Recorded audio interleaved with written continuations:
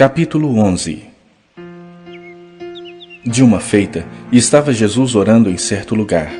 Quando terminou, um dos seus discípulos lhe pediu: Senhor, ensina-nos a orar como também João ensinou aos seus discípulos. Então ele os ensinou: Quando orardes, dizei: Pai, santificado seja o teu nome.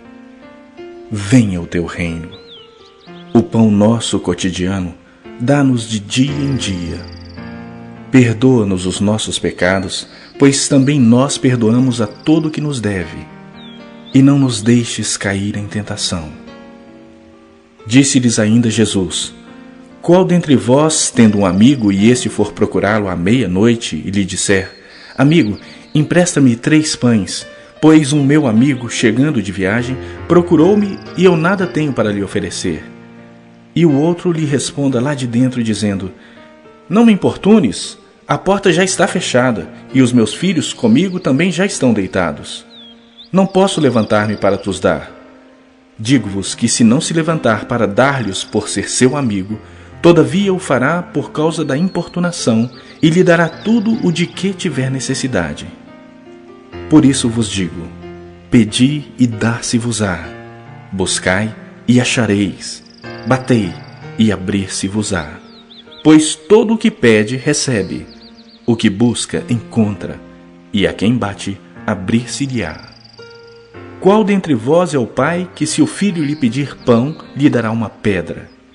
Ou se pedir um peixe, lhe dará em lugar de peixe uma cobra? Ou se lhe pedir um ovo, lhe dará um escorpião? Ora, se vós, que sois maus, sabeis dar boas dádivas aos vossos filhos, quanto mais o Pai Celestial dará o Espírito Santo àqueles que lhe pedirem. De outra feita, estava Jesus expelindo um demônio que era mudo. E aconteceu que, ao sair o demônio, o mudo passou a falar, e as multidões se admiravam. Mas alguns dentre eles diziam: Ora, ele expele os demônios pelo poder de Belzebu, maioral dos demônios. E outros, tentando, pediam dele um sinal do céu. E sabendo ele o que se lhes passava pelo Espírito, disse-lhes: Todo reino dividido contra si mesmo ficará deserto, e casa sobre casa cairá. Se também Satanás estiver dividido contra si mesmo, como subsistirá o seu reino? Isto porque dizeis que eu expulso os demônios por Belzebu. E se eu expulso os demônios por Belzebu, por quem os expulsam vossos filhos? Por isso, eles mesmos serão os vossos juízes. Se, porém, eu expulso os demônios pelo dedo de Deus, certamente é chegado o reino de Deus sobre vós. Quando o valente bem armado guarda a sua própria casa, ficam em segurança todos os seus bens. Sobrevindo, porém, um mais valente do que ele, vence-o, tira-lhe a armadura em que confiava e lhe divide os despojos. Quem não é por mim, é contra mim. E quem comigo não ajunta, espalha. Quando o espírito imundo sai do homem, anda por lugares áridos procurando repouso, e não o achando, diz: Voltarei para minha casa donde saí. E tendo voltado, a encontra varrida e ornamentada. Então vai e leva consigo outros 7 espíritos piores do que ele, e entrando, habitam ali. E o último estado daquele homem se torna pior do que o primeiro. Ora, aconteceu que, ao dizer Jesus estas palavras, uma mulher que estava entre a multidão exclamou e disse-lhe: Bem-aventurada aquela que te concebeu e os seios que te amamentaram. Ele, porém, respondeu: Antes, bem-aventurados são os que ouvem a palavra de Deus e aguardam. Como afluíssem as multidões, passou Jesus a dizer: Esta é geração perversa. Pede sinal, mas nenhum sinal lhe será dado, senão o de Jonas. Porque, assim como Jonas foi sinal para os ninivitas, o Filho do Homem o será para esta geração. A rainha do sul se levantará no juízo com os homens dessa geração e os condenará, porque veio dos confins da terra para ouvir a sabedoria de Salomão. E eis aqui está quem é maior do que Salomão.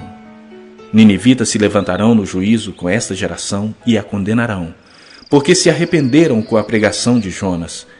E eis aqui está quem é maior do que Jonas. Ninguém, depois de acender uma candeia, a põe em lugar escondido, nem debaixo do alqueire, mas no velador, a fim de que os que entram vejam a luz. São os teus olhos a lâmpada do teu corpo. Se os teus olhos forem bons, todo o teu corpo será luminoso, mas se forem maus, o teu corpo ficará em trevas. Repara, pois, que a luz que há em ti não sejam trevas. Se, portanto, todo o teu corpo for luminoso, sem ter qualquer parte em trevas, será todo resplandecente, como a candeia quando te ilumina em plena luz. Ao falar Jesus estas palavras, um fariseu o convidou para ir comer com ele.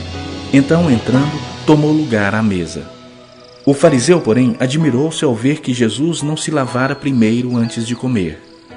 O Senhor, porém, lhe disse: Vós, fariseus, limpais o exterior do copo e do prato, mas o vosso interior está cheio de rapina e perversidade. Insensatos! Quem fez o exterior não é o mesmo que fez o interior? Antes, dai esmola do que tiverdes, e tudo vos será limpo. Mas ai de vós, fariseus, porque dais o dízimo da hortelã, da arruda e de todas as hortaliças, e desprezais a justiça e o amor de Deus. Devíeis, porém, fazer estas coisas sem omitir aquelas. Ai de vós, fariseus, porque gostais da primeira cadeira nas sinagogas e das saudações nas praças. Ai de vós, que sois como as sepulturas invisíveis, sobre as quais os homens passam sem o saber. Então, respondendo um dos intérpretes da lei, disse a Jesus: Mestre, dizendo estas coisas, também nos ofende a nós outros. Mas Jesus lhe respondeu: Ai de vós também, intérpretes da lei, porque sobrecarregais os homens com fardos superiores às suas forças, mas vós mesmos nem com um dedo os tocais. Ai de vós, porque edificais os túmulos dos profetas que vossos pais assassinaram. Assim sois testemunhas e aprovais com cumplicidade as obras dos vossos pais, porque eles mataram os profetas e vós lhes edificais os túmulos.